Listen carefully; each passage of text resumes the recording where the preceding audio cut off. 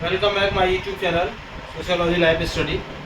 और प्रिय विद्यार्थियों, आज की क्लास बीए फर्स्ट सेमेस्टर के विद्यार्थियों के लिए है, जिसमें आज जानेंगे कि जो नातेदारी व्यवस्था है वो क्या है।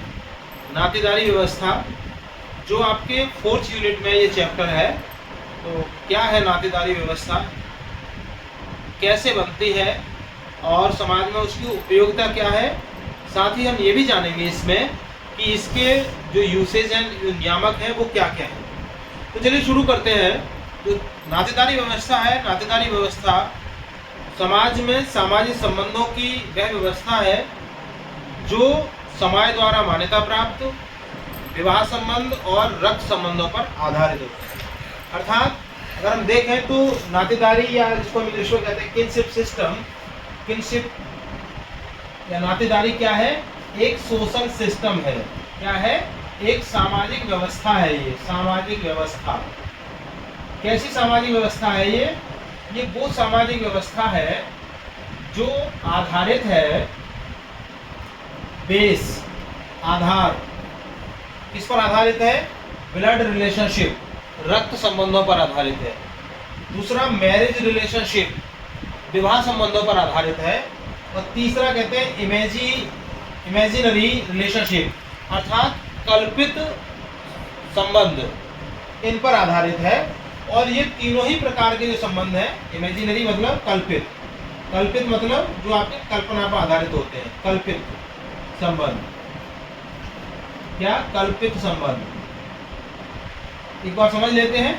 ब्लड रिलेशनशिप, रक्त संबंध, जैसे पिता पुत्र का नाता, पिता बेटी का नाता, माँ बेटी का नाता, माँ बेटे का नाता, ये सारे के सारे किस में आते हैं? ये ब्लड रिलेशनशिप में आते हैं, रक्त संबंधों में आते हैं। भाई भाई, भाई बहन, बहन बहन, ये सारे जो रिश्ते हैं वो आते हैं ब्लड रिलेशनशिप। दूसरा मैरिज रिलेशनशिप, वे संबंध जो विवाह के उपरांत बनते हैं। कौन कौन से? पति पत्नी का रिश्ता, जीजा साली का रिश्ता, जीजा साले का रिश्ता, ठीक है।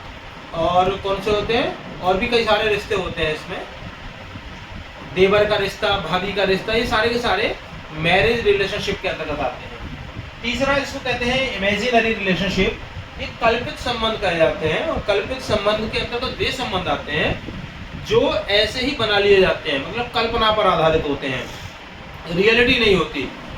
एक एग्जाम्पल के तौर पर इसको समझ सकते हैं, जैसे दो पति पत्नी है, उनके पास कोई संतान नहीं है, वो क्या करते हैं कि एक बच्चे को अडॉप्ट कर लेते हैं, अनाथालय से ले आते हैं उस बच्चे को, और क्या करते हैं, बच्चे को वो अपना बच्चा मान लेते हैं। तो देखो, ना तो वहाँ पर ब्लड रिलेशनशिप है, रक्त संबंध नहीं है, मैरिज रिलेशनशिप भी नहीं है, ऐसे संबंध इमेजिनरी रिलेशनशिप के अंतर्गत आते हैं, कल्पित संबंधों के अंतर्गत आते हैं, उसको हम मान लेते हैं।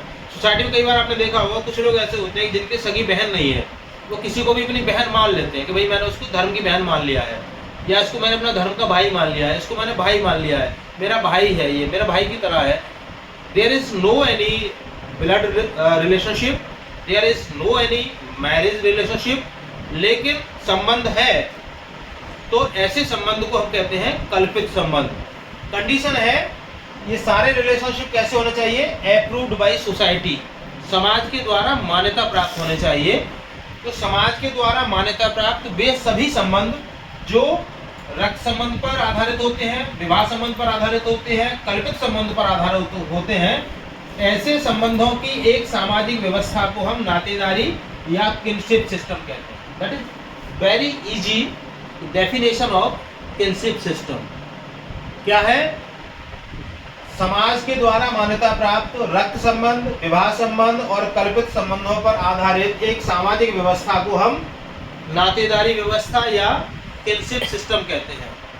तो ये जो संबंध हैं, जब ये सोसाइटी के द्वारा अप्रूव्ड होते हैं, उसके बाद इसके कई सारे आधार होते हैं। उन्हीं आधारों में से एक आधार होता है, जैसे सामाजिक आधार, सांस्कृतिक आधार, आर्थिक आधार, राजनीतिक आधार।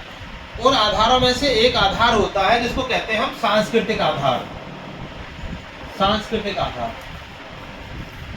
Cultural base. तो सांस्कृतिक आधार पर दो तत्व आते हैं, और वो तत्व हैं जिनको हम कहते हैं, एक है इसमें पहले नंबर पर जिसको कहते हैं हम दायित्व, रेस्पॉन्सिबिलिटी,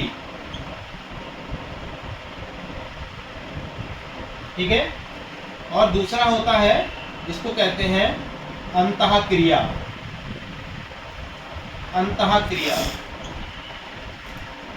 या इंटरैक्शन,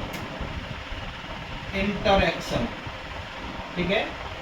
अब आप इसको ध्यान से समझिए, जब ये सामाजिक व्यवस्था बन जाती है जो आधारित होती है ब्लड रिलेशनशिप, मैरिज रिलेशनशिप और इमेजिनरी रिलेशनशिप पर, जो समाज के द्वारा मान्यता प्राप्त होती है, उस सामाजिक व्यवस्था को हम किनशिप सिस्टम या नातेदारी व्यवस्था कहते हैं। ये व्यवस्था जब बन जाती है तो इस व्यवस्था के सांस्कृतिक आधार पर दो तत्व भर कर आते हैं, पहला है रेस्पॉन्सिबिलिटी और दूसरा है अंतःक्रिया। अब इन दोनों को हम समझेंगे, अर्थात जब आपका कोई रिलेशन बन जाता है इन पर, उनमें दो तत्व आते हैं, एक दायित्व और एक अंतःक्रिया। मतलब एक एग्जांपल से हम समझने की कोशिश करेंगे, जैसे मैरिज रिलेशनशिप के आधार पर आपका एक रिश्ता बना जिसको पति पत्नी का रिश्ता कहा जाता है। वहां पर दो तत्व आए, दायित्व और इंटरैक्शन। मतलब वहां क्या है कि आपके जो रेस्पॉन्सिबिलिटी है वो प्री डिसाइडेड हो गई according to the rules and regulation of society. आपको क्या करना है, क्या नहीं करना है, पत्नी के प्रति आपके क्या उत्तरदायित्व होंगे या पत्नी के पति के प्रति क्या उत्तरदायित्व होंगे, आपको क्या क्या करना है, क्या क्या नहीं करना है। अगर आप हिंदू सोशल सिस्टम को समझने की कोशिश करेंगे तो जब विवाह होता है तो विवाह में जब वो फेरे लिए जाते हैं, 7 फेरे होते हैं, उस समय आपने देखा होगा तो जो पंडित जी होते हैं, ब्राह्मण जो भी होते हैं, जो विवाह को संपन्न कराते हैं, वो वर और वधू दोनों के अलग अलग कार्य और दायित्वों की बात करते हैं। वहाँ पर बताते हैं कि आपके क्या दायित्व होंगे, आपके क्या कार्य होंगे। तो वो दायित्व होते हैं, आपका जीवन एक नई तरह से शुरुआत वहाँ पर होती है, तो वो उनको हम रेस्पॉन्सिबिलिटी कहते हैं। इसके साथ में दूसरा तत्व आता है इंटरैक्शन। मतलब ये भी प्री डिसाइडेड होता है कि आपको दूसरे व्यक्तियों से कैसे इंटरेक्ट करता है। बिफोर द मैरिज जो लड़की होती है वो चाहे जैसे भी किसी से बात करती हो अपने घर परिवार में, लेकिन आफ्टर द मैरिज जब वो अपने पति के घर में जाती है तो वो कैसे इंटरेक्ट करेगी अपने पति की बहन के साथ में, कैसे इंटरेक्ट करेगी अपने पति के भाई के साथ में, कैसे इंटरेक्ट करेगी अपनी पति की माँ के साथ में, कैसे इंटरेक्ट करेगी अपने पति के जो पिता है उनके साथ में, कैसे वो इंटरेक्ट करेगी अपने पति के साथ में। ये सारा एक इंटरेक्शन कैसे करना है वो पूरा डिसाइडेड होता है, पूरा सोसाइटी के रूल्स और रेगुलेशन के अकॉर्डिंग ही आपको करना होता है। जैसे ही आप इसके बियॉन्ड करने की कोशिश करते हैं, इसके बियॉन्ड आप जाते हैं, तो रिलेशनशिप जो होता है ना वो डिस्ट्रॉय होने की कगार पर जाने लग जाता है। और जो नातेदारी व्यवस्था है उसमें आप देखेंगे बहुत सारी रुकावटें आ जाती है या वो टूटन के स्तर पर चला जाता है।